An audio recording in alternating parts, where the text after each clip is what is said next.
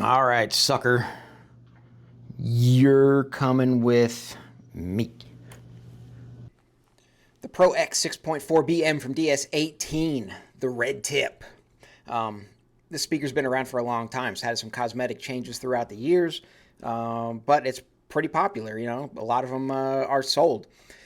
At $106 a pair, 250 watts RMS.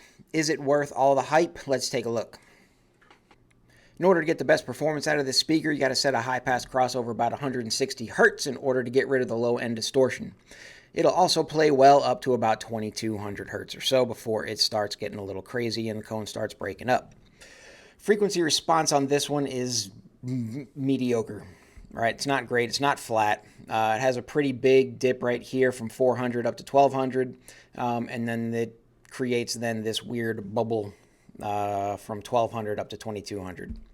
So not a very flat response. Could you take care of it with an EQ? Some of these are about 4 to 5 decibels, so in theory you could take care of it with an EQ if that's what you're into.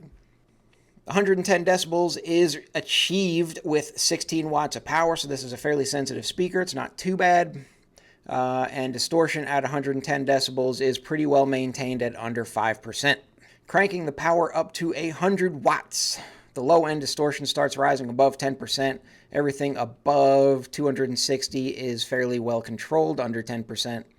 So if you want to play this thing louder, I would recommend a much higher crossover, 260 Hz. So if we take it up to 150 watts, you'll notice that the distortion doesn't change a whole heck of a lot. Why is that? That is mainly because adding only 50 extra watts of power, you're not really getting a whole lot more out of it, right? The speaker starts compressing is what it's called, where you can add more power to it and it's not going to get a whole lot louder. What you'll get is you'll get more output in the high end, the higher frequencies, which if that's what you want, then go for it. But then you're going to have this speaker playing from about 200, 500 up to about 2000 Hertz. So that's going to be loud and clear, but it's not going to sound that great, right? Right. So what do we think of the DS18 Pro X 6.4 BM? It's a good-looking speaker. It's been around a while. It's pretty popular. It's fairly inexpensive. It has a good playing range from 160 up to 2200 Hertz. Not an extremely flat response. I mean, it gets loud, but it only gets loud above 300 Hertz. So if that's what you want and that's what you're after, then yeah, I guess go for it.